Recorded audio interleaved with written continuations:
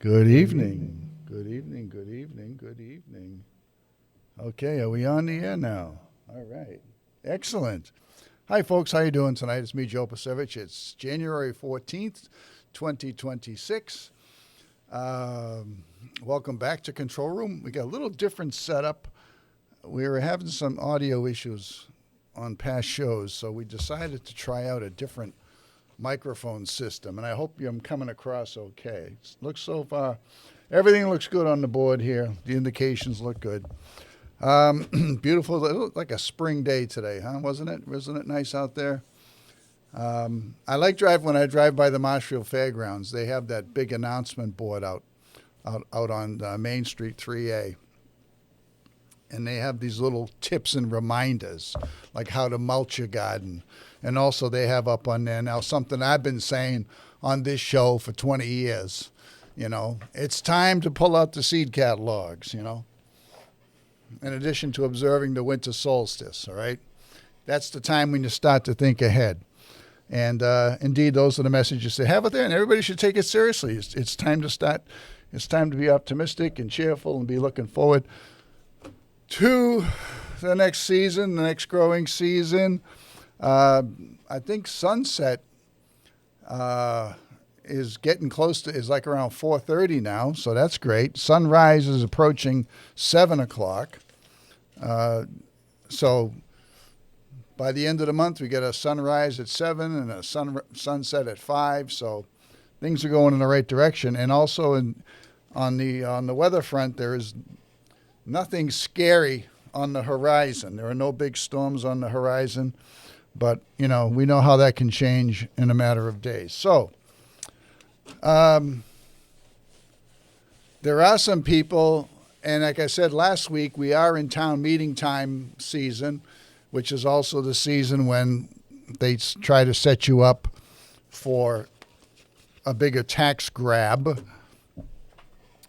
There's no doubt about it that the town is facing a little bit of a challenge because we are taking on a new expense in the form of the South Shore Vocational Technical Regional High School, the Voc Tech High School. There's no question that that's going to cost us more money, and be over 100 Marshfield children that will be eligible to go to the South Shore Voc Tech. And I think our initial costs for next year, the next fiscal year, fiscal 27, for South Shore Voc Tech tuitions is going to be like $1.4 million. I've told you that before. We all know that's what it is. And also we're going to be assessed our share for the construction of the new high school, the new vocational technical high school. So there's no doubt that that's going to make a challenge, but we have had $5-6 million budget surpluses over the last few years. And so we're getting off to a pretty good start. Revenues are anticipated to go up. The question now is going to be, where can we shave some of the budgets, and can we afford to keep giving out big raises, not just for administrators, but also to the union rank and file. That's going to be an issue. The teachers' contracts they're starting to work on them right now. They're supposed to come up with a new contract this year. And, we know where the ranges of raises have gone in the past. 1%, 1.5%, 2%. Occasionally you might see a 3% raise in a year, maybe to make up for a year with no raise, that kind of thing.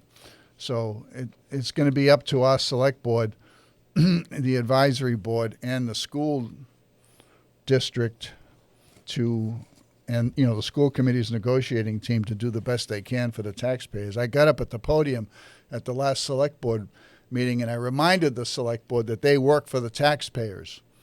They don't work for a special interest. They're not there to give raises to anybody, any favored group or person.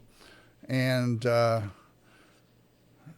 off the bat, I think they're offering too much money for the town administrator position. I think they're settling in a range of $190,000 to $210,000. That is, when they're putting out their advertisement for a new town administrator. That's I don't know why they're doing that. I just don't know why. They somehow think they're going to get better quality applicants, when probably the best strategy is to try to find somebody who's intelligent, who's got the right degrees or the right background, who's looking to get into the municipal government, and start out at a lower number, and then give raises that are commensurate with their performance. But no. So, but what you've got is you've got a select board right now that's very inexperienced at this game, and probably hasn't done any hiring for anything in the past anyway. And they're not getting very good guidance, in my opinion. They haven't been getting good guidance at all from their supporting staff in over a year right now. So that is one of the big issues right now. In terms of what's going on in the bigger picture around the country and around the world, yes, your president and my president, the one we all voted for, continues to worry, continues to concern us. I mean, statements about taking over Greenland, statements about him being, having some moral authority to basically carry out whatever policies he wants, irregardless of the Constitution or international law. Very troubling, not looking good, and not a good look, for sure. But I think maybe what we ought to do right now is focus on a couple of things, and one is MBTA zoning. As you know, at my urging and the urging of other people, the town has entered into a lawsuit against EOHLC and the Attorney General's office regarding the implementation of MBTA zoning, and that case is going to go to the Massachusetts State Supreme Judicial Court in, 3 weeks.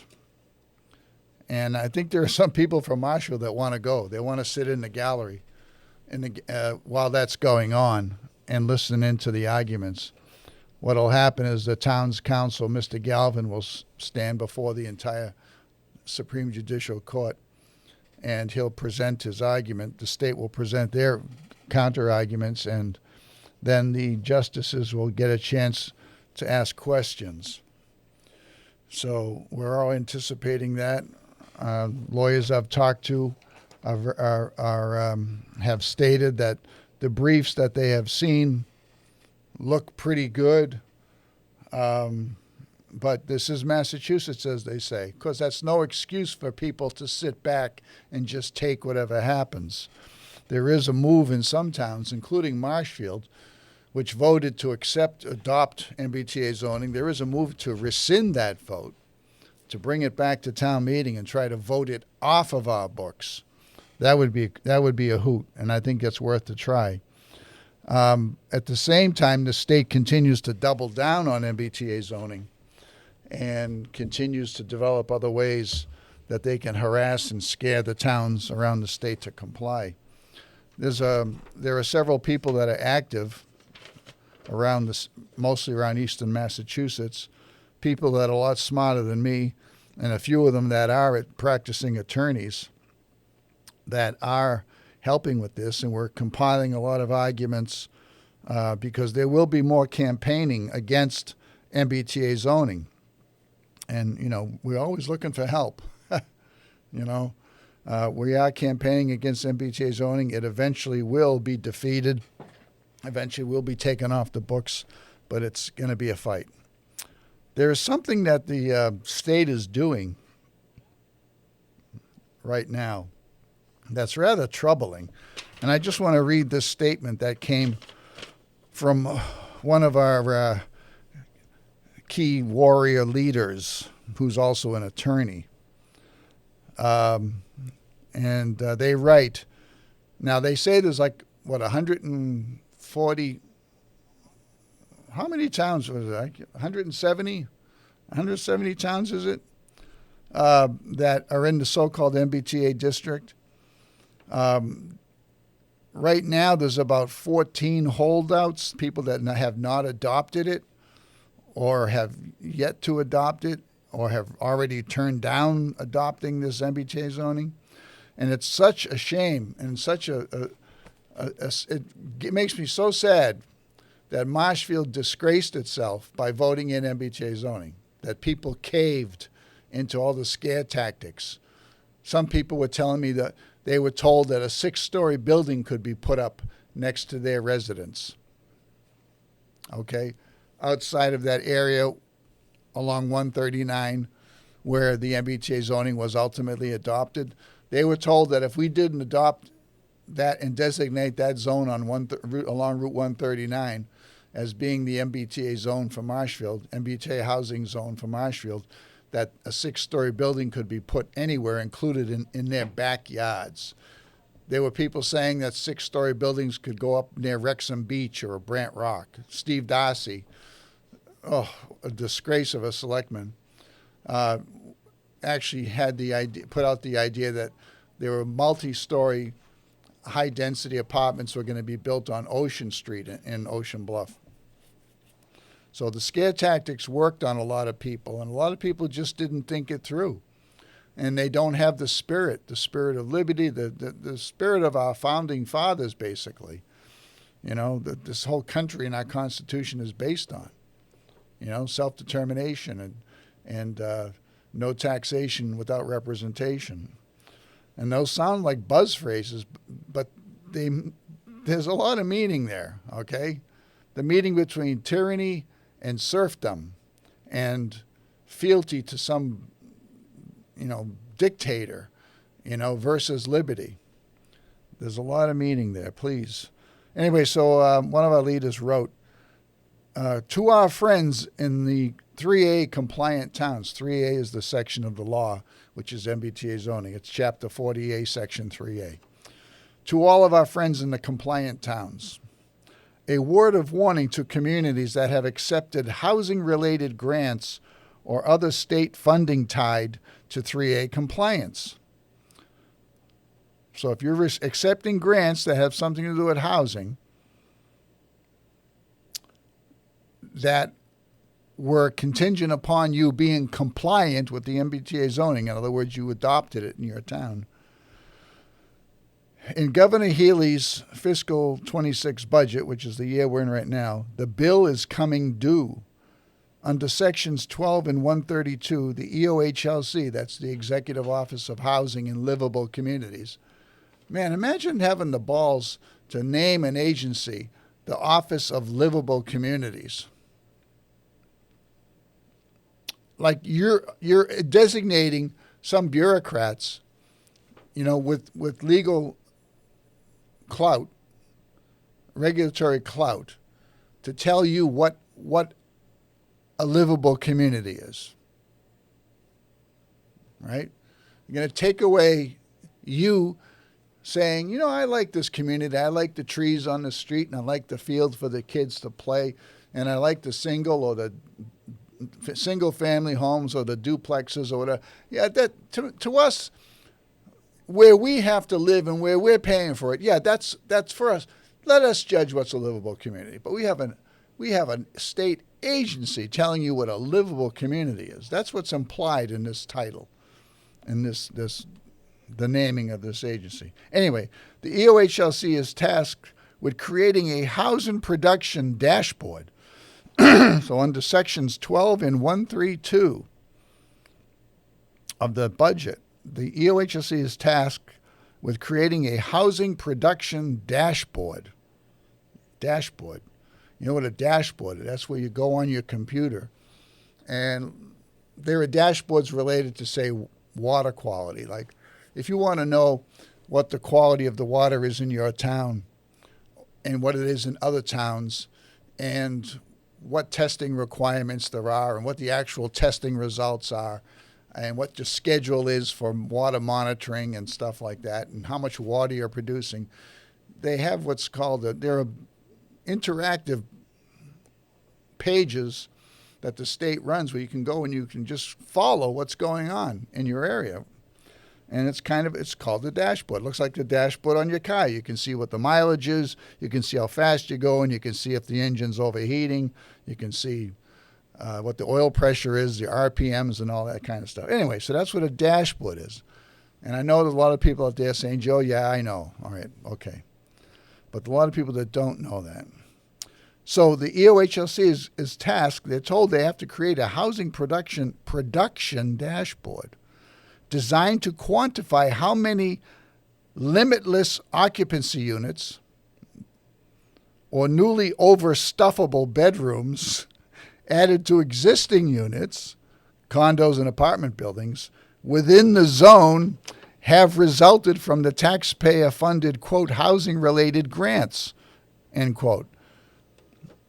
These grants are those identified either among the 4 grants under Mass General Law, Chapter 40A, Section 3A, MBTA zoning, or the 13 listed in 760 CMR Code of Massachusetts Regulations, Section 72.0.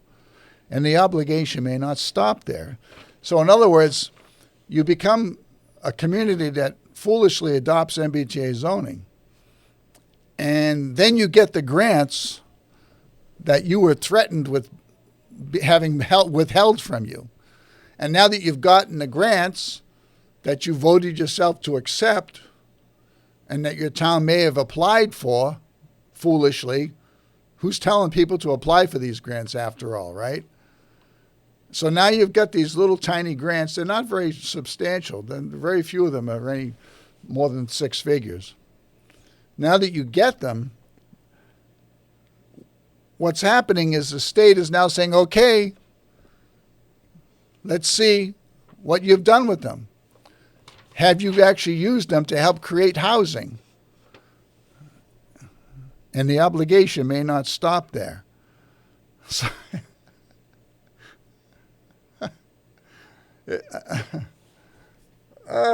so they're telling you, if you vote for this, you're off the hook and you're going to get more grants, but then you're going to get grants that are going to put more pressure on you to carry out this kind of social engineering.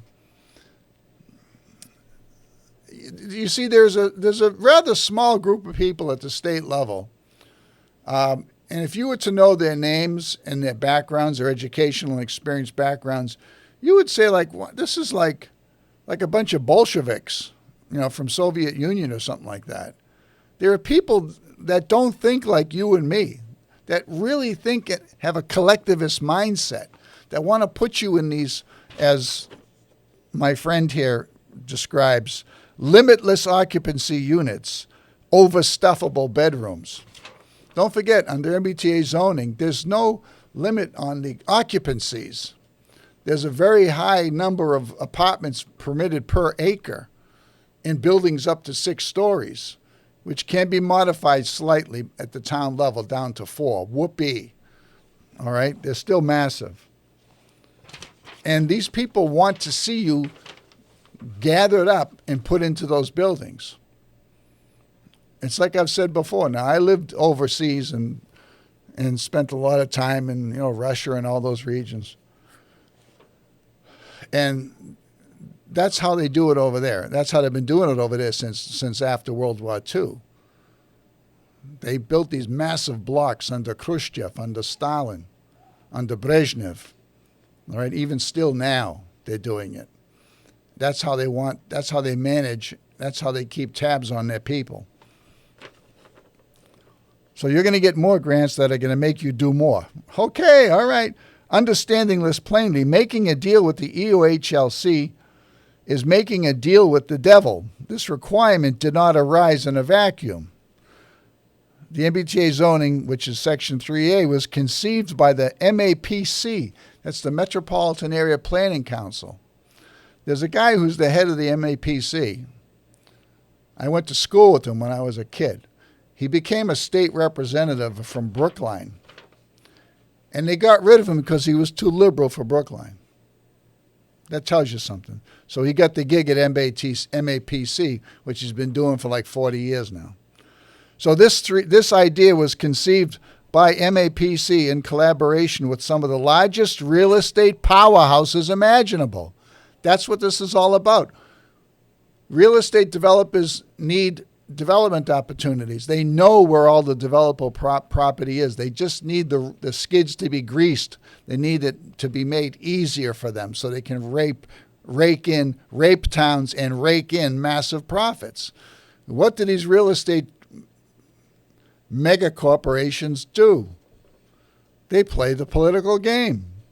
You want to go to the campaign finance pages and see how many of these developers and their attorneys are contributing to these legislators that create these kinds of rules? These investors are sophisticated. They have already engineered pathways to funnel investments and reward complicit politicians while shielding themselves. One Commonwealth, which is an organization, I think it's what they call a quasi-governmental organization, being a case of IRS evasion in plain sight. They are dissatisfied that their risky corruption has yielded control over only about 6,000 3A zoned units when they were promised 220,000. What have you heard Governor Healy say? We need MBTA zoning because we need 220,000. I thought it was more units by, is it 2030, I think? So like in 3 years, over almost 250,000 units. That's what they promised this would do. That's at least what they promised the developers this would do. But even the head of EOHLC, this Ed Augustus guy, he said recently that, well, MBTA zoning is a success. We've got 5,000 units in the pipeline. Oh, boy. And 160 towns have voted to adopt it. It's a success. They don't tell you that most of those towns have set up MBTA zones where they claim and they proclaim that nothing could get built there. Highly unlikely anything could get built. Let's do paper compliance. We'll trick the state. But they don't understand. The state is going to say you did this in bad faith, number one. That's the number one thing they're going to do. And number two, more importantly, the state is creating a precedent for dictating zoning and development decisions on the entire state and taking away those decisions from local residents, which is just totally antithetical to the American way. These developers are dissatisfied that their risky corruption, I like the way it's stated here, although I can't say that there's corruption, all right, but we know how the system works. It's inherently corrupt. Has yielded control over only about 6,000 units when they were promised 220. The dashboard is for them. It's more precious. See, this is fascism. This is private industry working with government to implement government policies. And you call Trump a fascist. Now, some of the things Trump is doing, yes, are fascistic. No doubt about it. He's creating opportunities for his big donors to take over, oil production and real estate development, like his son. When he brought Jared Kushner back on board several months ago, I said when Trump got elected, I don't care, I want you all to know this. I said when I voted for Trump last year, almost, year and a half ago, year and a quarter ago, I said, I'm going with Trump again, but if he brings Jared Kushner back, the deal's off. All right? If he brings back the family members and the inside cronies and the big donors, the deal's off. And I like how liberal commentators now go, oh, see, look at, there's a break in MAGA. MAGA, there's a civil war. The right wing is broken up. We told you this was going to happen. No. We told you what Biden and Obama were doing, and Mayorkas from DHS were doing to this country, and you wouldn't listen to us.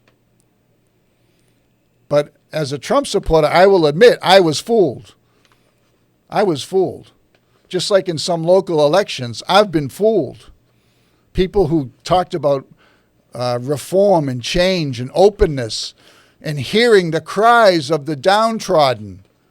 Let my people go. Elect me to the select board.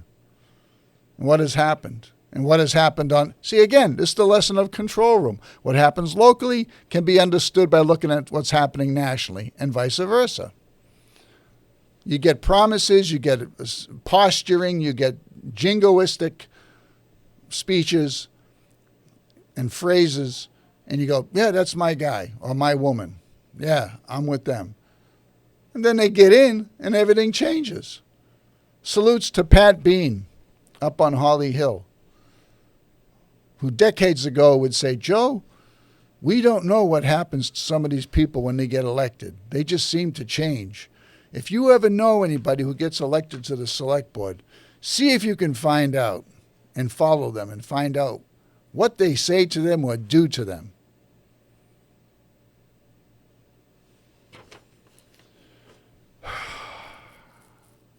So this dashboard application is for the developers, and it's another way of turning the screws on the towns, on the various communities. And that's how it's going to get used. No doubt about it. If your town has not produced the expected return on their investment, like your money is their money, you should know that by now, right? Whether through their matching funds on 3A related grant dollars, bond bill contributions, or housing agenda-based campaign donations.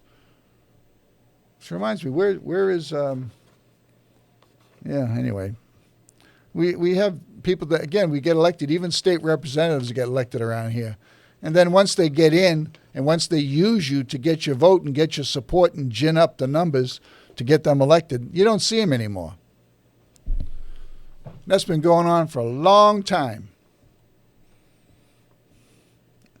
Anybody out there knows Bob Hedlund, tell him I'm still looking for him, okay? And Ken Sweezy, too. I don't know what happened to them. They fell off the edge of the planet somewhere. If your town has not produced, I'll repeat, it has not produced the expected return on their investment, whether through their matching funds or 3A-related grant dollars, bonding bill contributions, or housing agenda-based campaign donations, which is what 40B was all about. This is 40B on steroids. They want to know. They want to know, where is the production? How come we're not getting tens of thousands of unit development opportunities? We need the money so we can go hang out on a beach in the Caribbean and drink rum with teenage prostitutes. That's what it is. Elizabeth Warren, one of our senators, made an interesting statement. She's suddenly talking like a populist again. And she's got this line that she pulls out once in a while, which is, there's something wrong with the system. Something wrong with the system. And then she just reverts back to, being an inside player. If she would only stick to that line, and it was a line of thought that got her a lot of support when she ran for president, but then she walked away from it. What happened? But the statement is correct. There's something wrong with the system. To the point now where people like Trump are talking where everybody recognizes nobody can afford anything anymore. You can't afford a family. You can't afford a car. You can't afford a house. And then Trump says something asinine like, let's do 50-year mortgages. Yeah, let's put that shackle on your leg and make sure it stays there all your living days.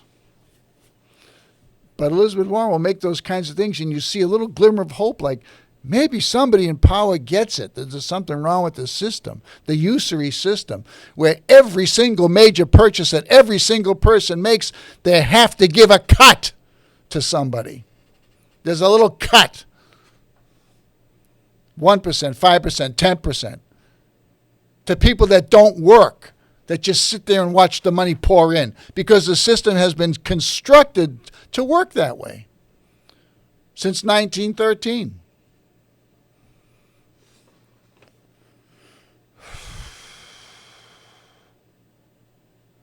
The purpose is to identify who has underperformed so they can devise other, quote, creative, unquote, ways to extract profit from their newly deregulated, locally compromised, state-controlled acreage. So they've taken acreage in places like Marshfield and 100-plus other communities in Eastern Mass, and they've taken all the regulations off it, all the zoning controls, and just free-for-all. Blank check. And it's coming to Marshfield. There are properties in our so-called MBTA zone that are ripe for high-density development. I'm just surprised it hasn't happened yet. I think maybe some of these developers are kind of waiting on the court case to resolve itself. The dashboard is due for completion by the end of this year. By June, it says, according to this. For everyone's sake, I hope the people of Massachusetts have a new governor by then. Until that day comes, the advice is simple. Let your town administrators know. Don't take any EOHLC development or housing money grants, which at this point is pennies, and check out the fiscal year 26 Mass budget for yourself, which includes $57 million for home base. Home base. It's HOME, capital B, capital A, capital S, capital E. I'm not familiar with that, but that's one of those programs that's designed to get you to grease the skids and to accelerate high density, high capacity, unlimited capacity housing projects. Okay? And speaking of getting rid of Maura Healey, I was at a meeting several months ago, and there was a pundit, a podcaster, a commentator who's pretty well known around these parts. And I'm going to ask him to come on the show at some point. But we were talking about the governor's race, which at that point was like 2 years off. And we were throwing around, it was a group discussion. We were throwing around ideas about who would make a good candidate for governor. Not just in a very basic level, but especially with regards to taking on Healey, who's an extremist and a disgrace. And I made the suggestion, why don't we just ask artificial intelligence? Give us the profile and the credentials for who would make the best governor.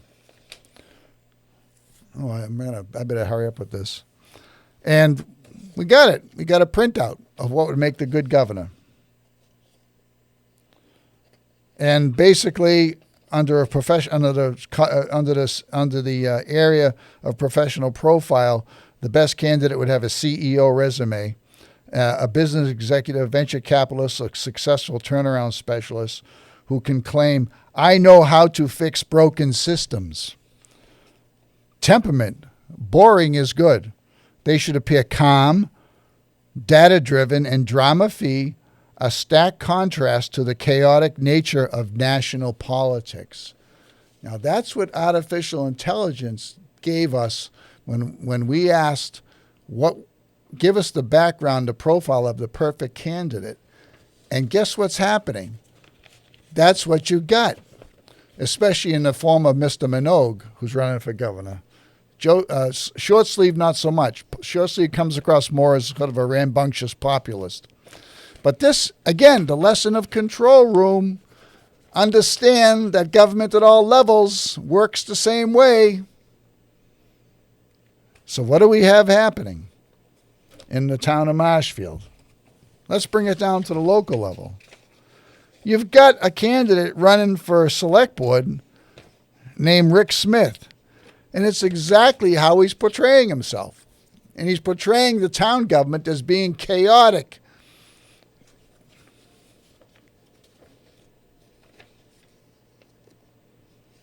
That's what's happening.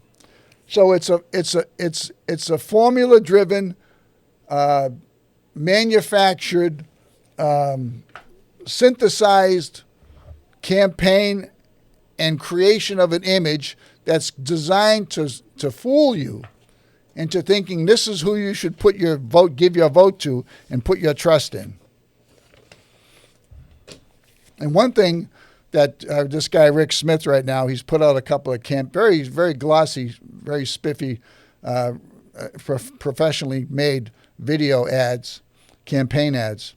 One thing they're harping on is the town administrator issue. And the media is 100% in lockstep with them. Because again, a guy like Rick Smith represents the establishment, and the establishment wants to get back in power.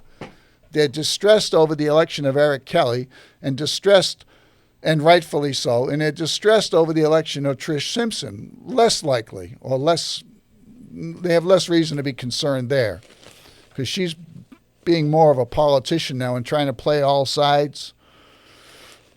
Whereas Eric Kelly came in as the reformer, and did a great job in his first year, but then was slammed with all kinds of issues that he was unfairly and unjustly blamed for and that were not his fault. But this issue of the town administrator is one thing they're going to hop on. I mean, the Coastal Mariner has been working on us with that regard. They call it in one of their front page articles from Christmas Day last year, search for a new leader ends without one. Search for a new leader? We don't have a leader? Is that what this is about, finding a leader? It's an administrator. That's not a leader. He's like a coordinator. He administers day-to-day activities. That's not a leader. Your leaders are you through your votes at town meeting, through your expressed will at town meeting. And to a similar degree, not quite the same, you're a select board in a more immediate sense. You control the destiny and the direction of this town through town meeting and your participation. The select board is supposed to be implementing that and looking out for your interests. The town administrator makes sure that people are following the rules and the lights stay on. But they call it a leader, all right? They want to make a big issue like, oh my God, we don't have a leader. We're leaderless. We're wandering in the desert without knowing where to go. And so Rick Smith is picking up on that in his ads. And unfortunately, Trish Simpson is in a mood to experiment. When I asked her, when they were talking about the select board meeting a couple nights ago, they were kind of feeling around in the dark over how to construct the new town administrator search committee since the first effort had failed, not due to the fact that, not due to the search committee that was in place, as much as the organization that was controlling the process. So you can have a search committee of citizens and it can do a good job, but they were so constrained by the numbers of candidates that they had, they really couldn't do anything. So now, at the discussion at the select board meeting the other night, what happened was Trish Simpson's like, well, I want to try something new. Let's put 2 citizens and three bureaucrats in on the committee. Let's do it that way. And I questioned that. I said, why in the world? That's what you were elected to do. Why in the world would you give up that responsibility and that control and give it to non-resident outsiders? It's the residents that know what they want, and there are plenty of residents in town that have enough experience in town government that they know what would make a good town administrator. I would be a great person on the search committee. I would be absolutely perfect on that search committee. I had very close interaction with the last 3 town administrators and involved in dozens and dozens of issues with other boards and in multiple issues regarding litigation. I've been attacked by town administrators, which is a good qualification to have because you know how they shouldn't be acting. And I've seen town administrators attack other people and act in a duplicitous, deceptive, and shady manner. I've seen them all right? And on top of that, I was very lucky, very privileged to have talked to other people involved in town government in the past. So the select board has that meeting, and they come up with the crazy idea that everybody can put their name in to be on the town administrator search committee, but that Peter Morin and Charlie Sumner, 2 non-residents who are acting as temporary town administrators, they're going to pick from among those citizens the 5 people that they think should be on the search committee. I mean, it's like the ultimate in terms of like trying to have a feel-good, look nice, unified effort that's diluted and suspect. Because we don't know what the biases and the criteria are that are going to be applied by Morin and Sumner. And they're not going to be accountable. So if you get a lousy search committee, people are going to say, Who do we blame for this? Oh, it was Charlie and Peter. Oh, but they're gone now. They went back to their retired life or whatever. You want to hold the select board accountable for that. And to some degree, I think you can, because they made a really dumb decision. Not Eric Kelly. Eric Kelly was not in favor of that, but I think he kind of got jostled into it, herded into the idea.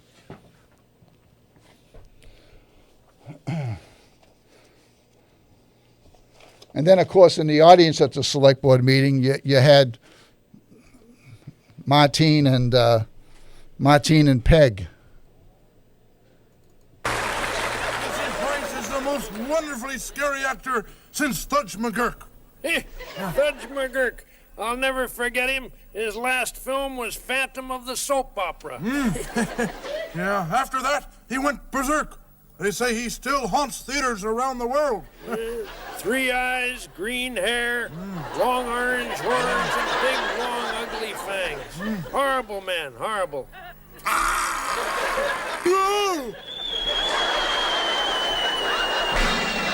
Hey, listen, on your way back up, bring some popcorn.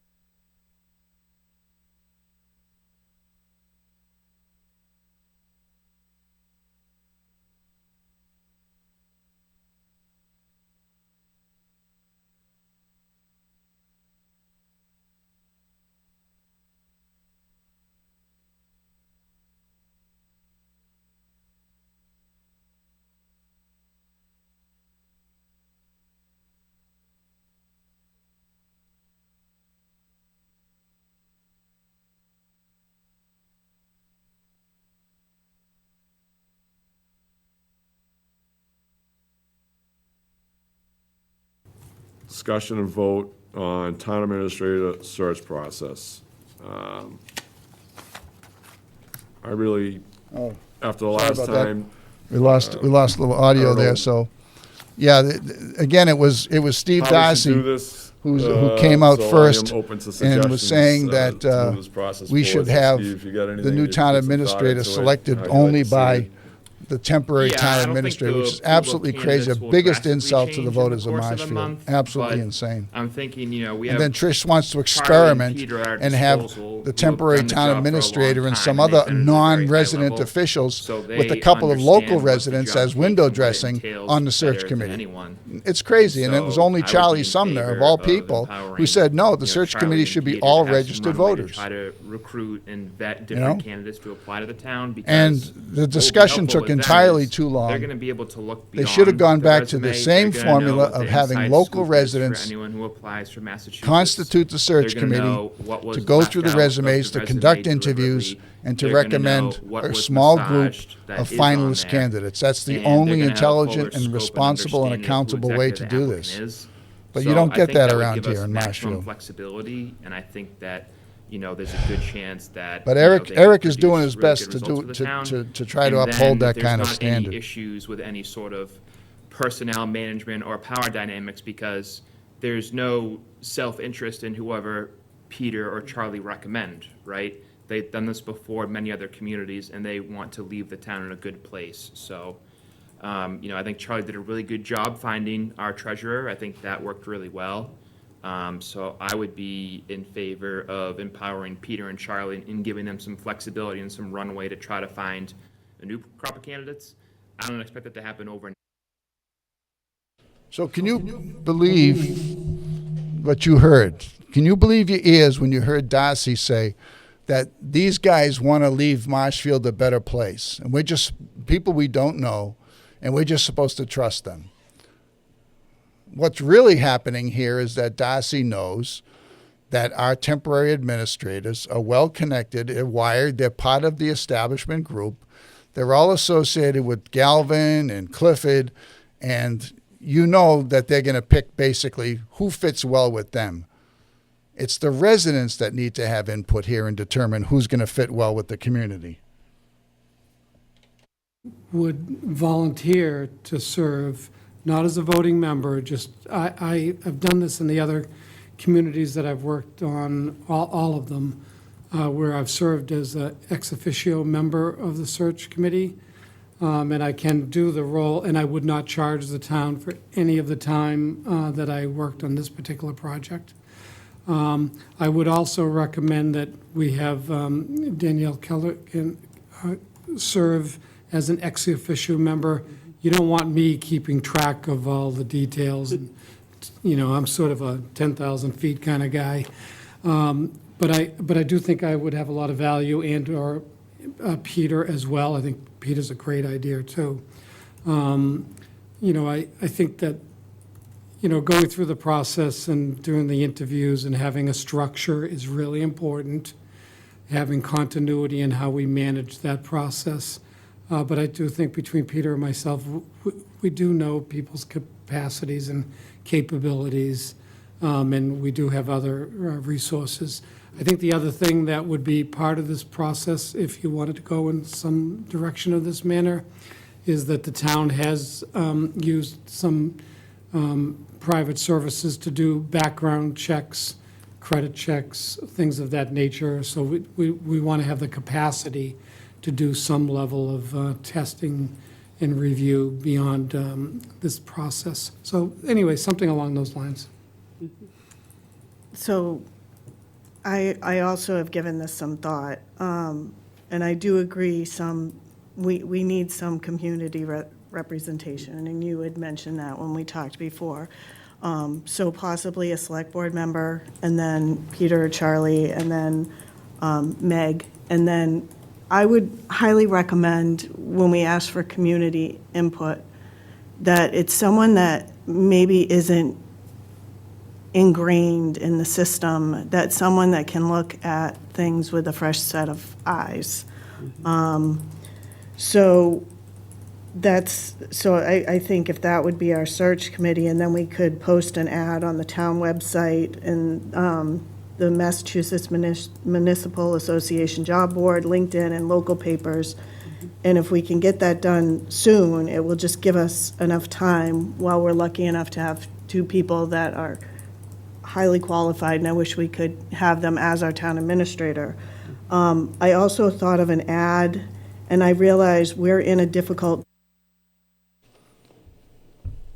So you've got to wonder what Simpson is talking about when she says the community she wants Peter Moran and the town accountant and probably Mr. Sumner on a search committee with possibly two residents. But the two residents have to have a fresh perspective. What in the world does she mean by that? What she means is, don't worry, we're not going to appoint someone like Joe there. We're going to find somebody that nobody knows anything about. Well, how do you find that person? Who is that person? You've got people that are active in town government, not just me and not just people with my perspective on my position of the political spectrum, but others on other parts of the spectrum that are available. I could give you names tomorrow.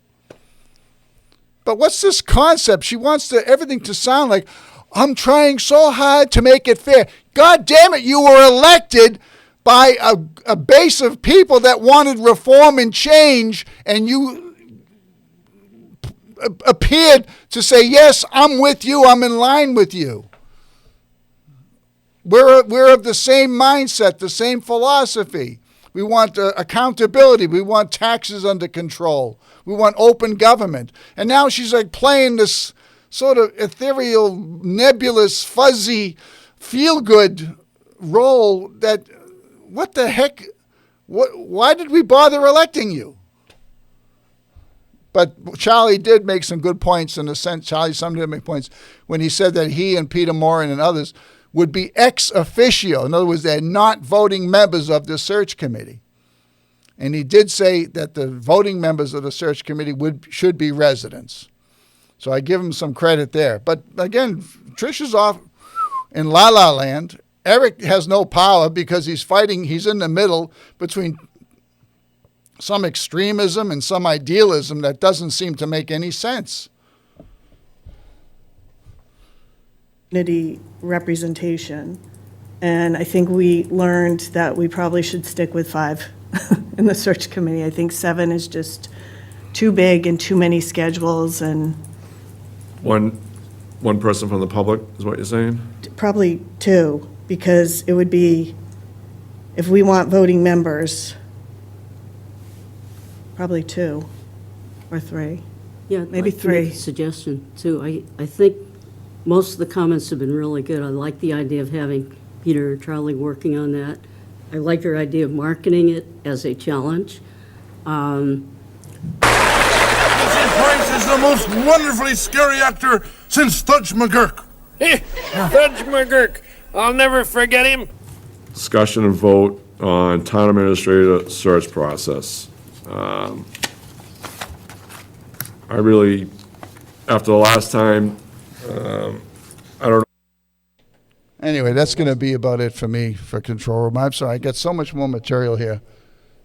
And we never seem to have enough time to get through everything. But watch for this Rick Smith. Watch for his campaign. His campaign basically, and I'm not saying he's a bad guy, but his campaign so far is I don't know what. I guess I could just say it's an AI campaign. He did what I did more than a year ago, which is suggest we just ask AI who's a good candidate. And in the case of my case, I was asking who could beat Maura Healey. But it's like somebody did an AI search and said, how can I win the race for the select board? A guy who blows into town and all of a sudden gets appointed, becomes the chair of the advisory board, and now he's running for select board. A lot more to be found out up there, my friends. But that's going to be it for me. Good night, everybody. When you see me around town, please say hi, okay? I'm Joe Pasevich for Control Room.